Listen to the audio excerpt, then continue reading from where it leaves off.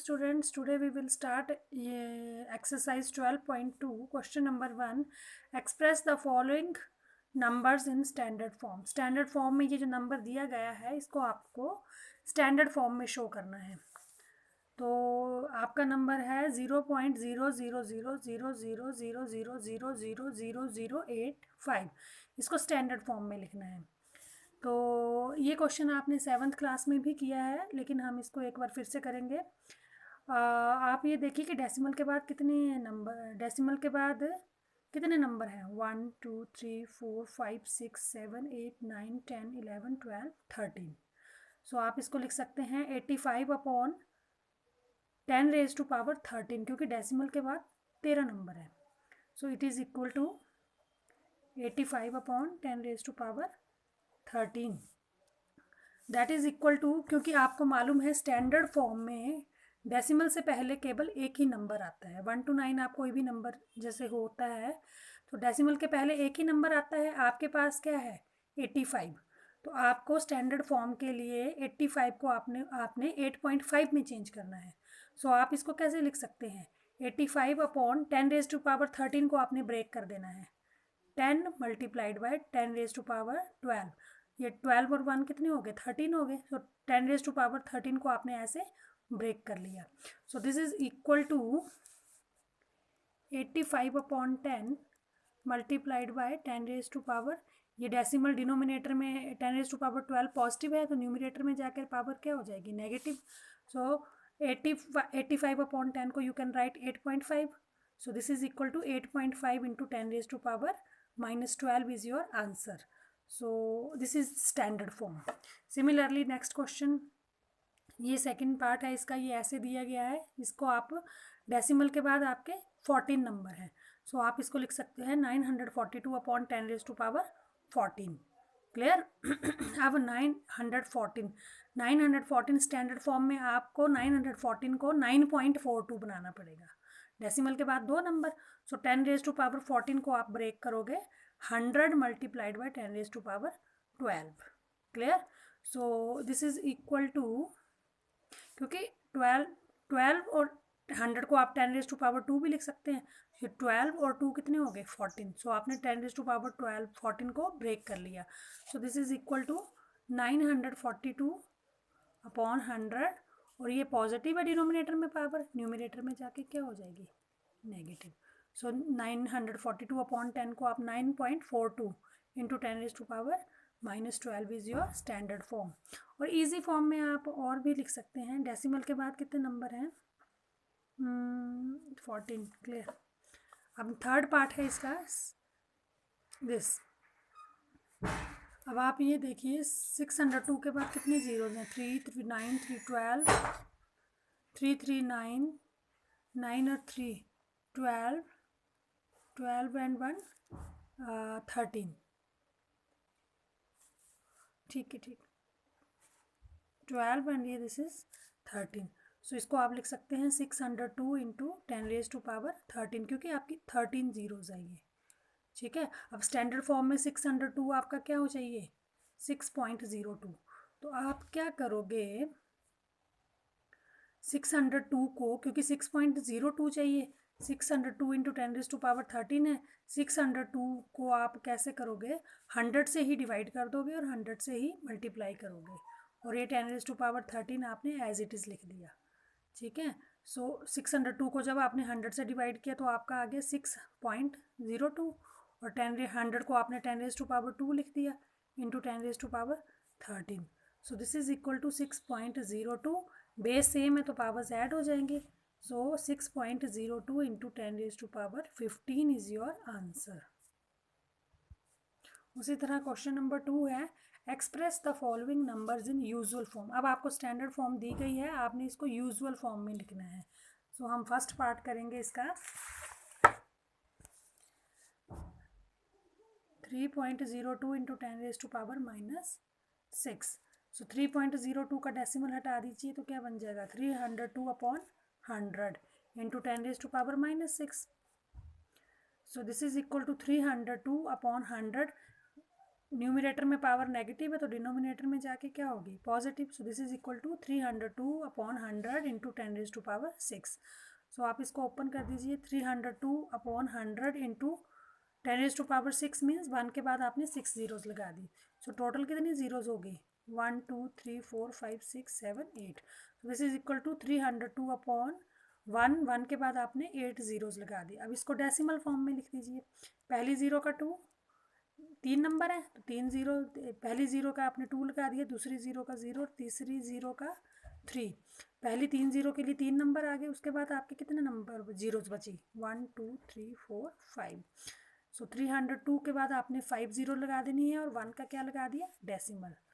So this is usual form में आ गया आपका answer. Now we will start unit 13 which is direct and indirect proportions. अब direct proportions 13.1 exercise करेंगे जिसमें हम डायरेक्ट प्रोपोर्शन यूज़ करेंगे. डायरेक्ट प्रोपोर्शन में आपका x1 अपॉन y1 जो है वो x2 अपॉन y2 के इक्वल होता है. So let us take first question exercise 13.1. Question number 1. Following are the car parking charges near a railway station up to 4 hours rupees 60, 8 hours 100, 12 hours 140 and 24 hours 180. मतलब parking charges एक station के बाहर के दिए गए हैं कि 4 आवर्स के 60 रुपीज़ लगते हैं, 8 आवर्स पार्क करने के 100 रुपीज़, 12 आवर पार्क करने के 140 रुपीज़ एंड 24 आवर्स पार्क करने के 180 rupees. Check if the parking charges are in direct proportion to the parking time. आपने ये पार्किंग चार्जेस बताने हैं डायरेक्ट प्रोपोर्शन में हैं या नहीं है. तो मैंने अभी आपको बताया कि डायरेक्ट प्रोपोर्शन में x1 upon y1 is equal to x2 upon y2 होता है. तो आप पहले दो केसेस को ले लेते हैं. ये x1 है, ये y1 है, सॉरी ये x1 है, ये x1 y1 x2 y2. This is x1 y1. इसको हमने x1 मान लिया, इसको y1, इसको x2, इसको y2 मान लिया. तो आप क्या करोगे पहले x1 upon y1 is equal to x2 upon y2. आपका हम लेके 4 आवर्स पहले दो का निकाल लेते हैं और 60, और सेकंड है आपका 8 आवर्स और रुपीज़ 100. ओके. सो x1 आपका 4 आवर्स, y1 आपका 60. So 4 upon 60 is equal x1 upon y1 is equal to x2 upon y2 होता है डायरेक्ट प्रोपोर्शन में. सो आप क्या करोगे 4 upon 60 is equal to 8 upon 100. आप दोनों को काटिए. 4 अपॉन 60 को कट किया आपके पास 1 अपॉन 15 आएगा और 8 अपॉन 100 को आप कट करोगे तो 2 अपॉन 25 आएगा. तो क्या 1 अपॉन 15 जो है 2 अपॉन 25 के बराबर आया? नहीं आया ना. So 1 upon 15 is not equal to 2 upon 25. That is 4 upon 60 जो है वो 8 अपॉन 100 के बराबर नहीं है. सो आपकी जो पार्किंग चार्जेस हैं वो डायरेक्ट प्रोपोर्शन में नहीं है. तो पहली दो ही आपकी पार्किंग चार्जेस डायरेक्ट प्रोपोर्शन में नहीं है तो बाकी की करने की ज़रूरत नहीं है. Now let us start question number 4. The question number 4 is very very important. A machine in a soft drink factory fills 840 bottles in 6 hours. How many bottles will it fill in 5 hours? कि एक machine in a soft drink, एक soft drink बनाने वाली factory है, उसमें एक machine 6 hours में 840 bottles को पैक करती है. आपने बताना है कि 5 आवर्स में वो कितनी बॉटल्स को पैक करेगी. तो ये तो बात क्लियर है कि 6 घंटे में अगर वो 840 बॉटल्स पैक करती है तो 5 घंटे में नेचुरली वो कम बॉटल्स पैक करेगी.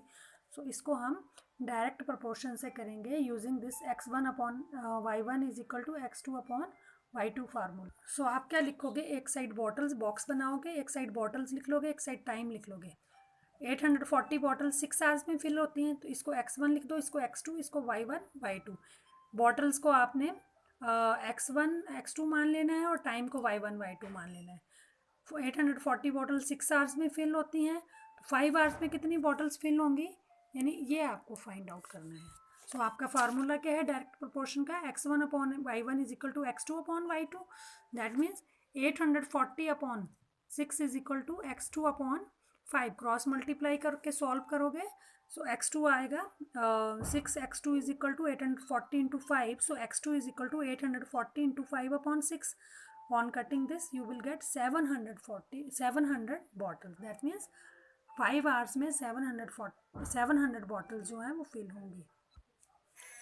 Now we will do question number 9.